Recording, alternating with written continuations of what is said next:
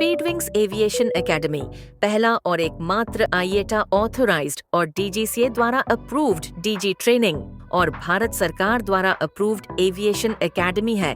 हमारे एकेडमी में मिले बेहतरीन और अनुभवी टीचर्स से हमारे टीचर्स आपके एविएशन करियर को सफल बनाएंगे। हमारे current courses diploma in airlines and airport management और जल्द ही शुरू होने वाली है BBA with aviation including diploma in airlines and airport management, diploma in IATA travel and tourism. पिछले 20 सालों से ज्यादा समय से स्पीडविंग्स आईएटा और डीजीसीए द्वारा मान्यता प्राप्त डीजीआर सर्टिफिकेशन कोर्स करवा रहा है। So being a part of Speedwings Aviation Academy, I feel very grateful. I had a chance of getting internship in Vesavar International Airport and also in Kochi International Airport. Speedwing Aviation Academy. Apply now. Netaji Subhash Chandra Bose द्वारा पहली बार भारतीय राष्ट्रीय ध्वज फहराने के दिवस के स्मरण में आयोजित इस समारोह में आप सभी का हार्दिक स्वागत एवं अभिनंदन।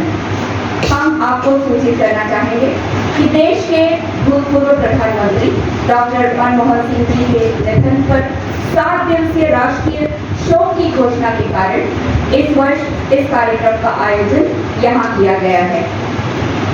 इस समारोह में मुख्य अतिथि के रूप में हमारे बीच उपस्थित हैं उपायुक्त दक्षिण अंडमान श्री अर्जुन शर्मा जी। उपस्थिति की ओर से आपका आदरपूर्ण स्वागत एवं अभिनंदन सर। हमारे बीच उपस्थित पुलिस अधीक्षक श्री मनोज कुमार मीणा जी का हम बहुत बहुत स्वागत एवं अभिनंदन करते हैं। समारोह में उपस्थित प्रशासन के वरिष्ठ अधिकारीगण और सभी गणमान्य अतिथियों का हम इस कार्यक्रम में बहुत बहुत स्वागत एवं अभिनंदन करते हैं। सुभाष चंद्र बोस जी ने 30 दिसंबर 1943 को पहली बार अंडमान की पावन धरती पर स्वतंत्र भारत का झंडा फहराया। इस प्रकार हमारा द्वीप समूह अंग्रेजी शासन से मुक्त होने वाला पहला क्षेत्र घोषित हुआ। यह घटना भारतीय इतिहास में एक अहम मोड़ के रूप में अंकित है। हमारे मुख्य अतिथि उपायुक्त दक्षिण अंडमान पर आए और नेताजी सुभाष चंद्र बोस जी को पुष्पांजलि अर्पित करें।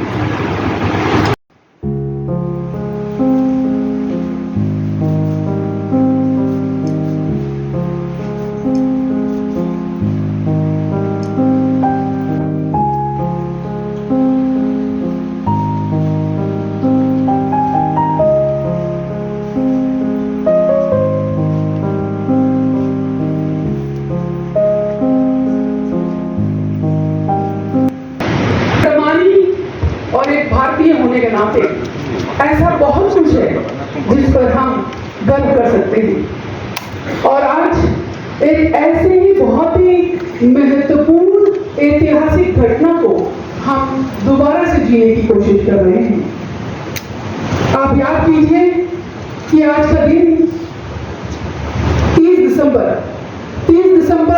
1943 क्या दृश्य रहा होगा जब अदम्य साहस, शौर्य और जो सर्वोच्च बलिदान का प्रतीक मानते हैं जिनको, वो आज ही के दिन यही नेताजी स्टेडियम के सामने, इसी अंडमान क्लब के सामने उन्होंने यहाँ आजादी का पहला तिरंगा फहराया होगा।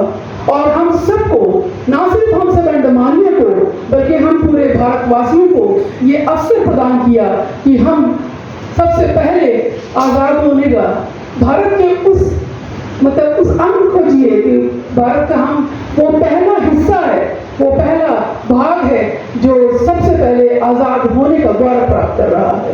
कितनी बड़ी बात। मैं चाहूंगी कि आप सब जोरदार तालियों में उस ऐतिहासिक लम्हे को जवाब दीजिए। इस अर्ज़ पाक में कितनी ही कहानियां है दफन, यहाँ सुलगती रही रूए आशिकाने वतन, कि इसी जमीन पे एक ऐसा भी दिन आया था कि सबसे पहले तिरंगा यही फहराया था। आपको पता होगा कि जब 21 अक्टूबर 1943 को आज़ाद हिंद की सरकार जब सिंगापुर में बनी और तब नेताजी सुभाष चंद्र बोस को उसका हेड बनाया गया था। और ये वो टाइम था, आपको पता है कि ये वो टाइम था जब अंडमान निकोबार का पूरा द्वीप जापानियों के अधीन था, 23 मार्च 1942 से लेकर। और जब ग्रेटर ईस्ट एशिया कॉन्फ्रेंस हुआ नवंबर में, 5 और 6 नवंबर में जापान में, टोक्यो में, तो उसमें नेताजी को आमंत्रित किया गया था as the head of the provisional government of Azad Hind. और चूंकि उस दौरान अंडमान निकोबार पूरा द्वीप नेताजी जापानियों के अधीन था, इसलिए जापानी जो प्राइम मिनिस्टर थे तो जो उन्होंने उस ग्रेटर ईस्ट एशिया कॉन्फ्रेंस में ये डिक्लेयर किया कि अंडमान और निकोबार की पूरी जो सरकार है, पूरा जो द्वीप है, उसे हम नेताजी की provisional government of Azad Hind को सौंप देंगे। तो नेताजी यहाँ आए अंडमान 29 दिसंबर 1943 को as head of the provisional government of Azad Hind, आरजी हुकूमत आजाद हिंद कहते हैं सुना नहीं।